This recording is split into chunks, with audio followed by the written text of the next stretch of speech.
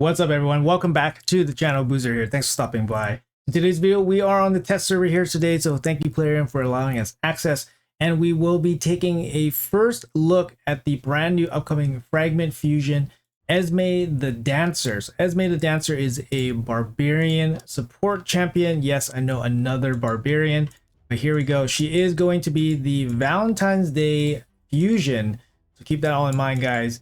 Like I said, she will be a fragment fusion, and her fusion will be starting on Monday the 10th. So again, it's going to be 2 days after the upload of this video. Esme the Dancer, you can kind of see her base stats. Very impressive base speed, 113. 115 is the highest speed in the game, so 113 is definitely up there. A little bit of extra accuracy to help her along as well. Low base HP, I guess, for a support champion, but her other stats are decent defense and very good speed. Check out her kit here real quick. A1, attack one enemy, has a team-wide increase attack. Now this move is actually pretty special. There's not a lot of champions in the game that can provide a team-wide ally attack on the A1 without any books, by the way. She doesn't need any books to make this work. I think one mythical champion can do this. I forgot which one it is. Alaz, maybe? I forget. But one of the mythicals can do this, and now Esme the Dancer. So very strong A1. The books here are kind of wasted because they don't really provide her with much. She doesn't do any damage, for example. After that, her A2 here, 4 turn down to 3 turns. She requires the books for 100% chance of placing the weaken and a block bust for 2 turns. Very good. A2 here on a 3-turn cooldown also decreases the turn meter of all enemies by 20%. Now this is actually pretty strong in places where there are wave content, so it could be arena, it could be dungeon waves, but this is actually pretty strong. So you weaken them, you block their buffs, and then you push back their turn meter. And then she has a partner bonus here. If Modo is on the same team, it steals 20% of each enemy's turn meter instead of the decreasing. So obviously, stealing is stronger than decreasing, but you require the partner here. You must have the books to make this ability work. Her A3 here, Blessing of the Sands, 5 turn down to 4 turn. And of course, you need this fully booked to get 100% chance of removing all the buffs from the enemy team. So first you go increase accuracy, increase speed, and then you can use that buffed up ability. You buff up your accuracy, and then you can strip off the enemy's buffs.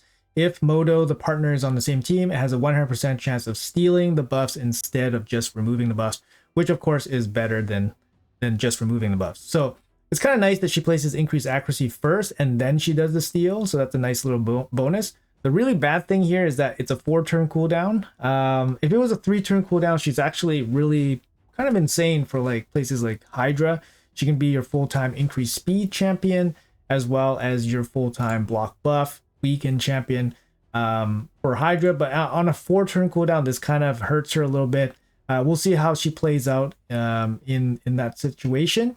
Yeah, like on first look, I'm looking at her. She got 3 buffs. You can even put her in a protection set. Unfortunately, on a 4-turn cooldown, maybe protection set not going to work, but 3 buffs on a protection set might be okay. You could actually even go with maybe like a feral set. You get 2 buffs here, 2 debuffs here, so you get a little bit of a damage boost there. But yeah, that's just my first thoughts.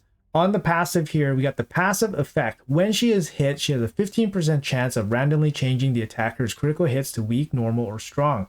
So it's actually pretty much like a built-in reaction piece. Like reaction gives you a 25% chance of basically turning turning crit into non-crits. So this is basically the same. It's a 15% chance. It's not as good, but it's on a passive and it's not affected by whether she goes first or not. Whereas reaction only works when you don't take a turn. If Modo is on the team, this chance increases 30%. So this is actually pretty good. It has a chance to keep her alive. Yeah. And her active effects is actually really good. 1-turn cooldown. Whenever this champion is hit, increases the turn meter of the ally with the highest attack by 50%.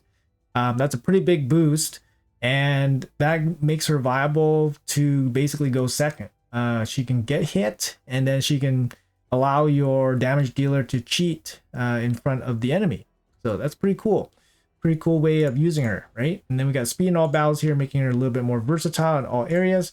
But yeah, Esme the Dancer looks pretty solid on paper. Not feeling the 4-turn cooldown on this, but the rest of her kit's actually pretty good, to be honest. So anyways, let's check out what she can do in where in some of the areas in the game. I'll show you guys how I built her out. All right, let's try Esme out in arena first, and then we'll try her out in other areas. I'm going to be using 2 separate builds here, so I'll show you guys the arena build afterwards. Let's go speed versus speed here. This is the team that I have. I'm going to pair her up with her partner Modo. We'll go over his kit real quick, but he's going to have some significant benefits off of Esme. So we're going to try this team out first. Obviously, it's going to be a speed versus speed situation here. Okay, we're going to go first. So we go turn meter boost. And then Esme is going to come in here. So there's a couple things we can do, right? We're going to slow it down 1 time speed.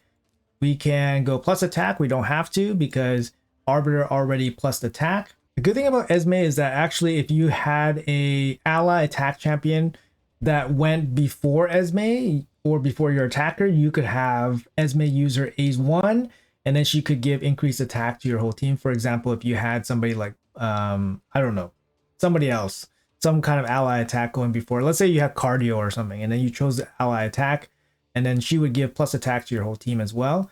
So that's kind of pretty nice. Also, I think my warlord is probably missing some gear here, but anyways, let's see what we can do here. So we can go plus speed, that could help. We could go plus accuracy, and then we can remove buffs from the enemy team. They don't have any buffs going on right now, so we could we probably want to do the A2. We're just going to place block buffs and weaken, and then we can decrease their turn meter as well.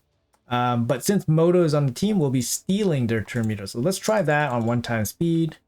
This is going to require accuracy, of course, and we land some of it. There is affinity issues here, so you can tell that Esme missed the block buffs on Wukong because of affinity issues, which is kind of a bit of a bummer. Lock them out. All right, now it comes time to the big smash guy. So we can attack all enemies. Has a 75% chance of placing a stun for 1 turn. Place an extra hit to enemies under stun. So if Esme is on the same team, we'll place extra hit and ignore 20% of the enemy's defense. So this one looks pretty good. And then his A3 is actually going to be a big attack that goes through shields, and then also has a damage boost against Stone Skin, which is pretty nice. And then he grants an extra turn if he removes somebody with Stone Skin. So right now, nobody's in Stone Skin. So let's go with his extra attack stun ability. Let's see what happens. Oh my, oh my, oh my, oh my. That was a pretty big hit. Modo ending up beating up that team pretty good there. So let's see if we can try another team. All right, let's go after YST's team here. See what happens. So Modo actually, yeah, I mean, he did a pretty big hit there, but that was kind of a softer team. Let's see what we can do here. We're going to go into Esme. This time there is a Stone Skin here. She is going to be strong affinity, so it's going to be, not always ideal. But let's see what we can do here with the plus accuracy. Yeah, we could do this. Let's do this. Let's block the buffs so that Duchess can't place the buffs on everybody. Okay, let's do this first. Okay, we land the weekend block buffs. Block out. See, that's good. So the block buffs stopped it. And we could try this, although we are negative affinity against Duchess, so a little bit of a pain here. Or we can land this. Let's do this again then. So you got the extra hit there. And you get an extra turn. We did proc the Merciless 9-piece set. We got a 9-piece on him. Let's try the Stone Skin hit. Unlikely that's going to work here, but yeah, didn't work. But it is kind of like a generic attack anyways. So it can still, do some damage, of course. We got the plus attack there, so that's kind of nice. Didn't need it. Keep going. We got the A1 here. This is the strip. Oh, this is a steal. It turned into a steal instead of a strip. No, instead of a remove, it turned into a steal. Wow, look at that. Really nice. Of course, accuracy check on all that. Let's attack.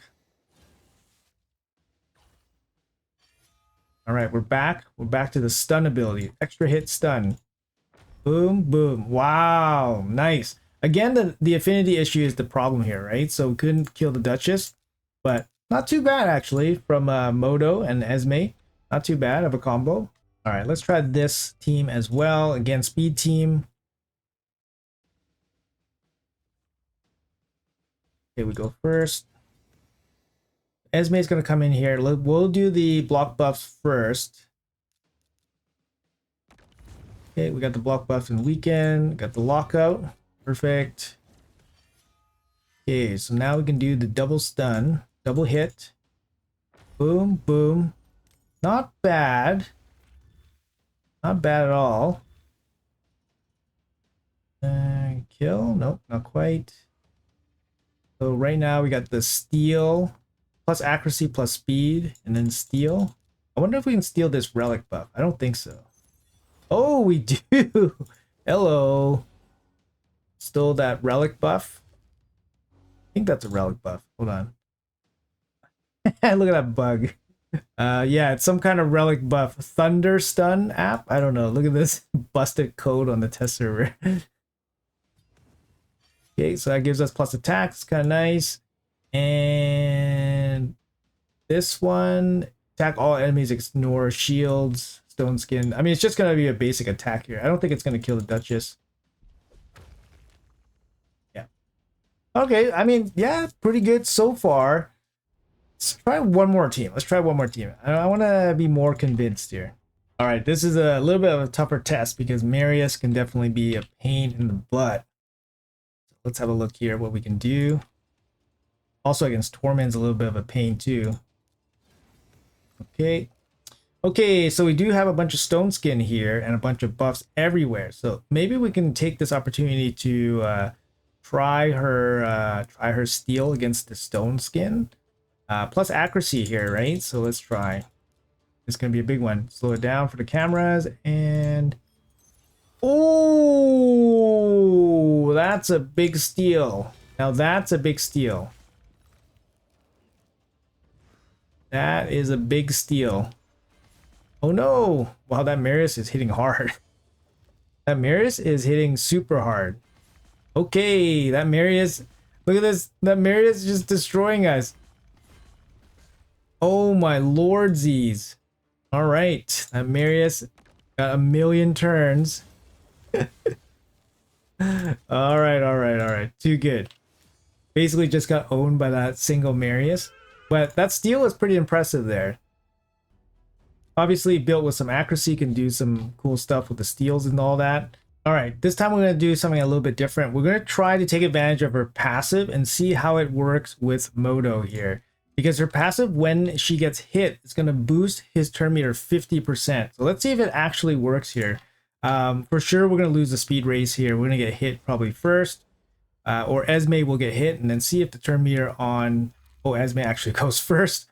Yeah, let's do the strip and steal, I guess, here. See what we can do. We stole a couple. We got resisted, I guess. Okay, so she's going to get hit, I think.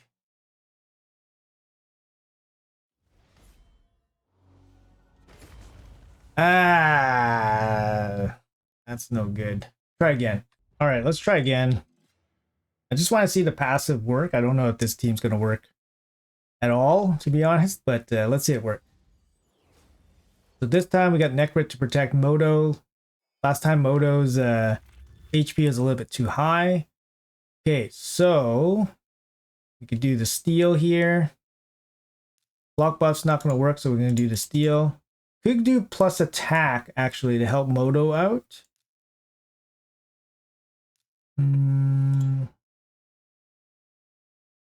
Let's try to do that first. Let's get a little cheeky here. There we go. So now we get the plus attack on Modo. We're going to get hit. Oh my goodness.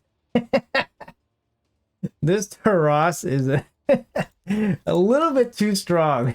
He just beats through the Necrit ally protection and the bolster shield and everything. A little bit too strong, Smiley.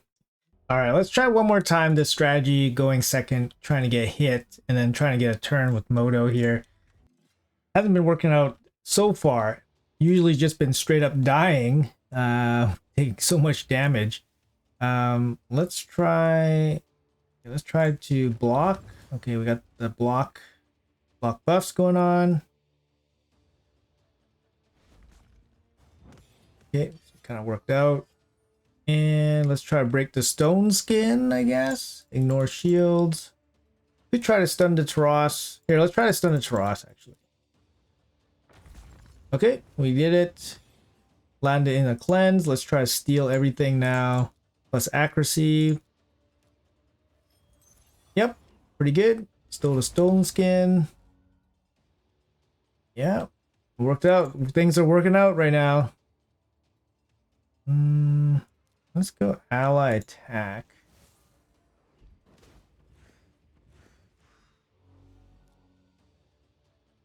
Stone skin, okay. All right, another double hit here. Ignore shields and stone skin. The weak hits really suffer, like really suck here. The weak hits. The free intercept is nice. You get the free intercept from Esme's passive, or Modo's passive. Sorry, that's kind of nice. Yeah, there. I mean, yeah, it's tough. It's tough to keep them alive, right? All the DPS. I mean, yeah, we're up against Taros here.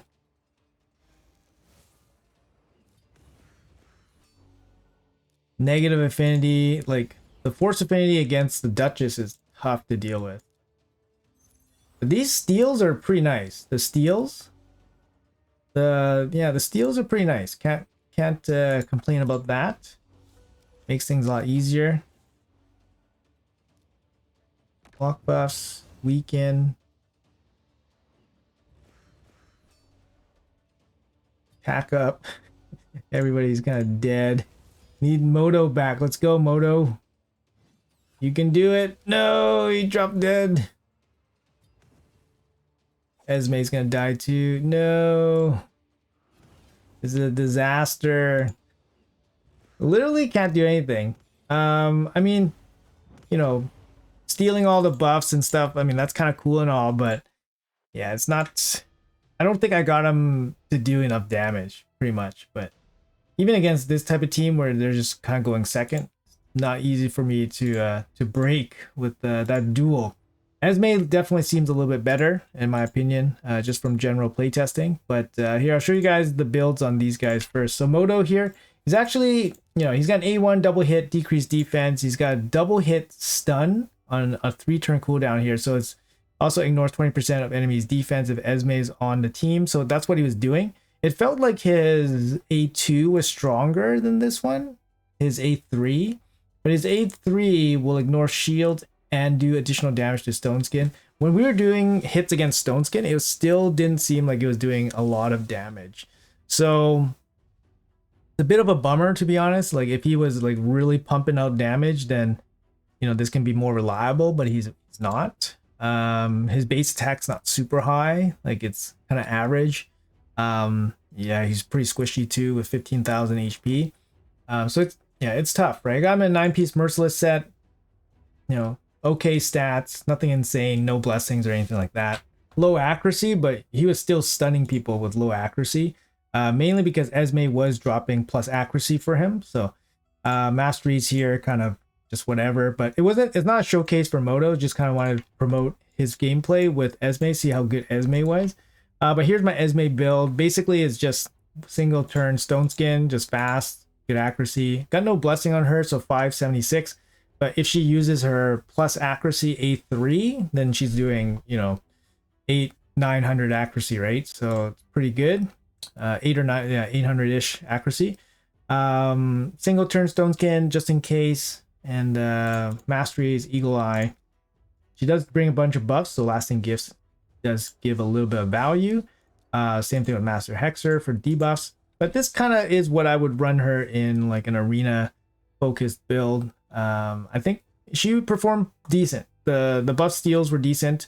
The block buffs, was a little bit interesting because most people should bring Stone Skin or some kind of protection. So you probably want to use this A3 first, and then you're going to want to use this. Although it's like you steal their buffs, but then you don't really control them in any way. So it's like in the beginning, you kind of want to control them in a way where you push back their turn meter. So it's kind of a disjointed abilities here. You see a lot of times when I was playing her, I didn't know which ability to use because situationally, either one could be good. It's not like an automatic one that you choose.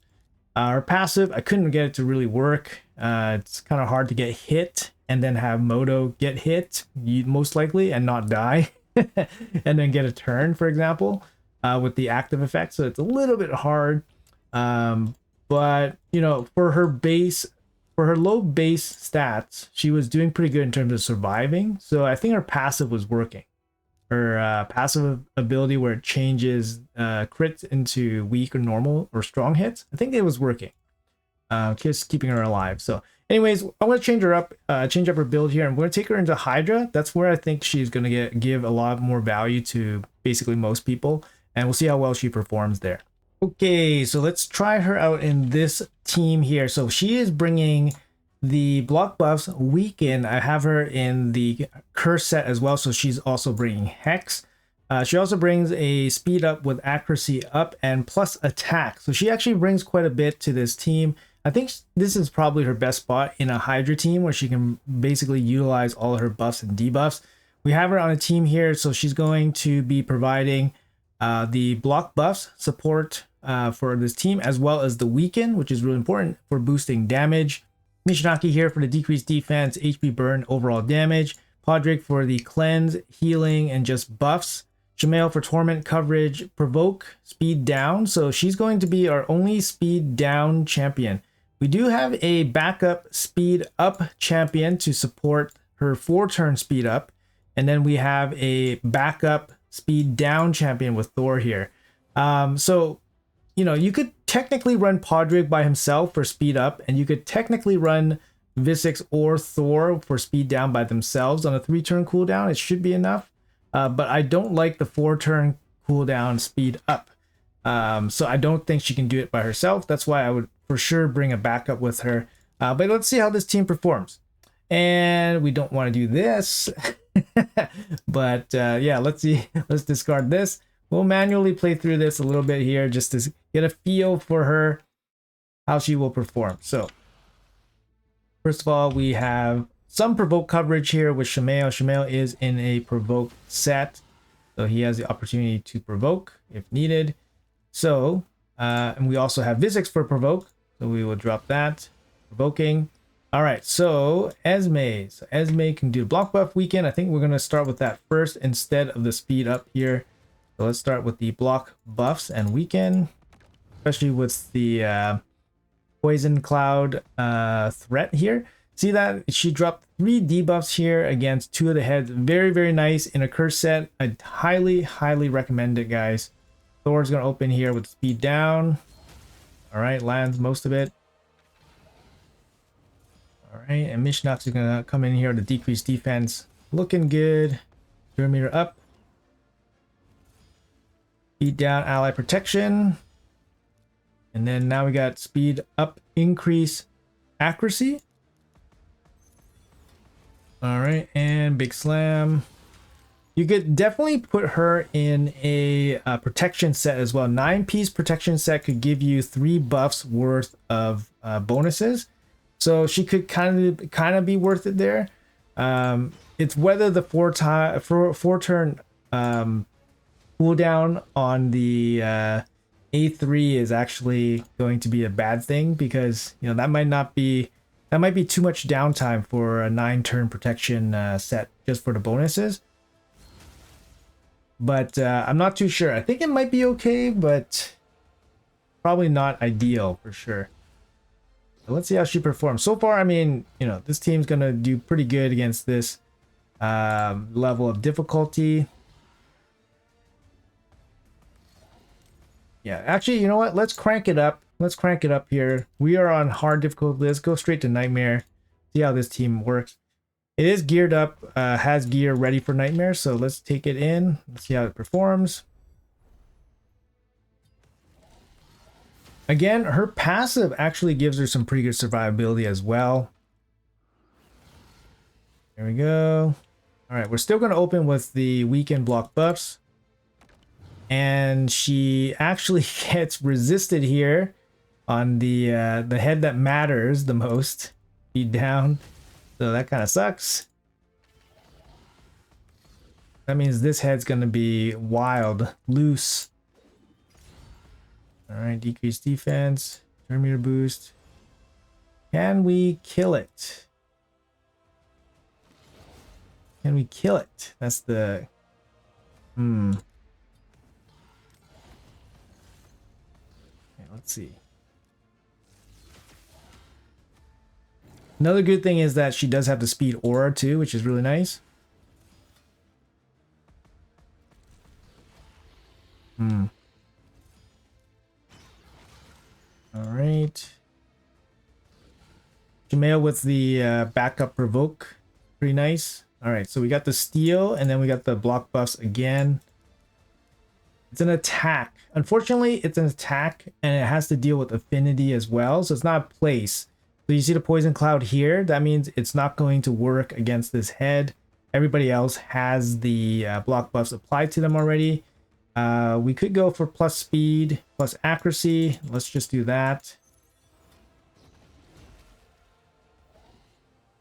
Might get blasted here. Looks like it. And we are okay, I think. I think we're okay so far. Could use a cleanse here.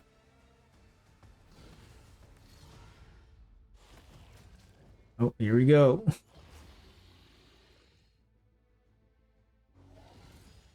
Visix coming in with the extra turn. He is in Relentless. Pretty cool in a Relentless set.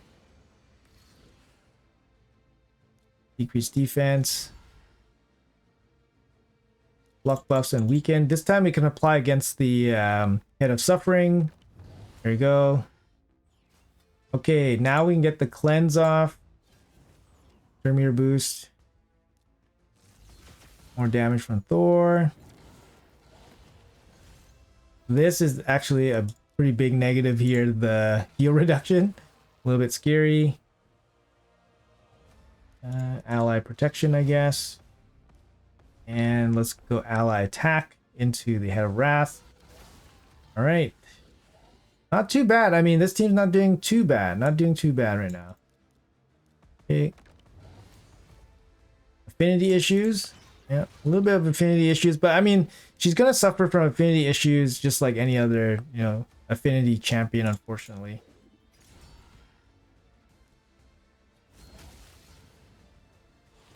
Okay.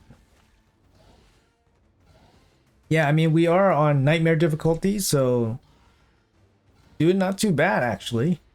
15 million over 7 turns. I know the run just started, but if it holds up like this, not a bad run. Not a bad run. Probably looking at about 300, 350 on Nightmare. Not bad. I mean, not crazy, but but still pretty good. Still pretty good. Can't really complain, right? Plus speed, plus accuracy, sure. That's good, right? Plus accuracy definitely makes things a little bit easier to build for your team. Can't really rely on it, but it does make things a little bit easier. Up the hex. Cleanse.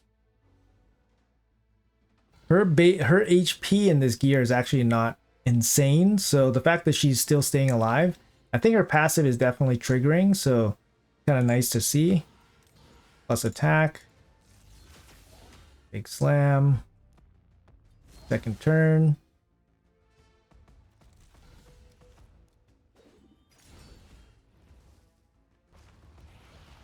Yeah, so right now 28 over 10. So pretty good damage output so far for this overall team. I mean, you know, we do have Mishinaki, we do have Thor. They're pretty good, right? And then Shamail's like a half DPS. Block buffs. very good for block buffs, and you can't have enough of it, to be honest. Sometimes your timing on the block buffs, you know, it just doesn't, you just don't get back fast enough. For example, like you decapitate the heads, they come back too quickly, and then your cooldowns are not off. And then yeah, your run could be ruined, right? If the wrong head pops off and then you don't have the block buffs ready, definitely can ruin things. Extra turn. Nice. The shield's gonna help here, and the ally attack.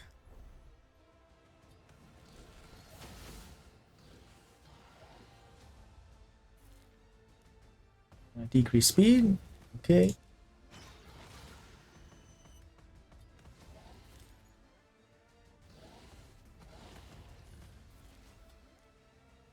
Yeah, I think 9-piece protection could definitely work on her. Could definitely work.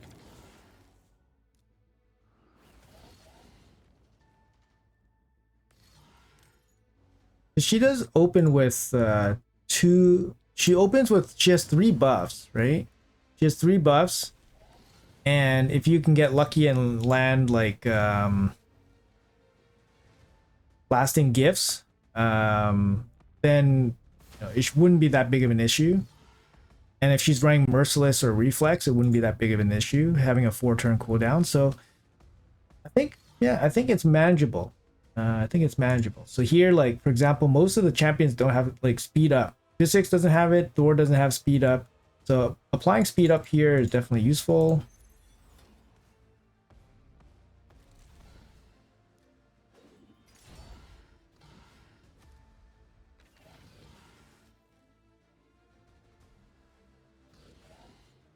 Yeah, looks okay. Looks okay. All right, I'm going to end it here. Just curiosity, damage. Thor doing 23, Mishinaki doing 13.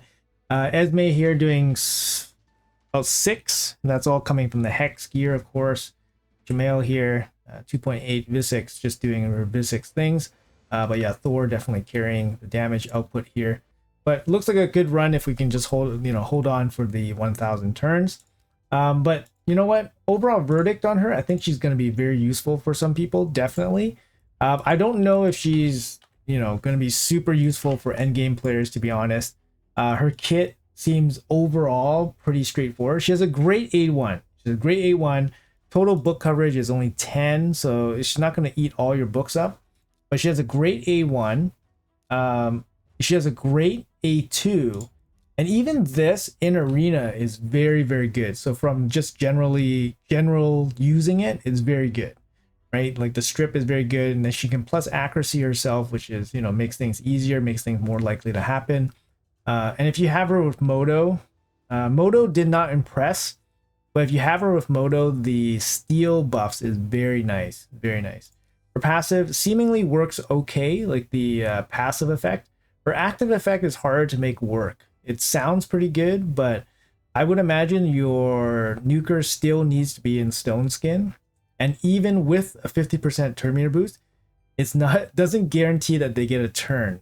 So that's how fast competition is nowadays. So you can't be playing like a pure slow go second Stone Skin team and expect 50% turn meter to cheat in front of a proper speed team. So I'll say that. But yeah, if AoE block buffs with the weekend sounds good to you, give her a Hex set, and she can handle a lot of debuffs for you. So for Hydra, I think she's pretty good. If she's a legendary that you can kind of just pass if you have a bunch of Ugos and stuff, I think you can probably give up, give her up. But weekend isn't a debuff that doesn't show up too often on champions that have other utility, right? So for her, she does have utility with the plus attack, the block buffs, along with the weekend. And then she also brings some relevant buffs as well with the good aura. She's very fast, very strong base speed. I think she's a go for most people, to be honest. I don't think she's bad. I think she's a go. But I won't say she's a massive slam dunk. But you guys can be the judge of that from the play testing that I put forward here. So anyways, guys, let me know what you guys think about Esme the Dancer here. Like I said, I think she's a go. Personally, I'll be going for her just because I go for all the fusions. And she looks interesting enough that I think most people would benefit from her. So anyways, guys, that's going to be it for the video. Let me know what you guys think about Esme. We did a very short cameo from Modo. Like I said, he didn't really impress. I have him in 9-piece Merciless, maybe not the best build. So definitely could maybe play him in Stone Skin and maybe would have gotten more of a turn. But when he did get a turn, I don't think he hit as hard as, you know, I was hoping he would hit. But we'll see. Maybe we'll do a dedicated video on Modo himself. But yeah.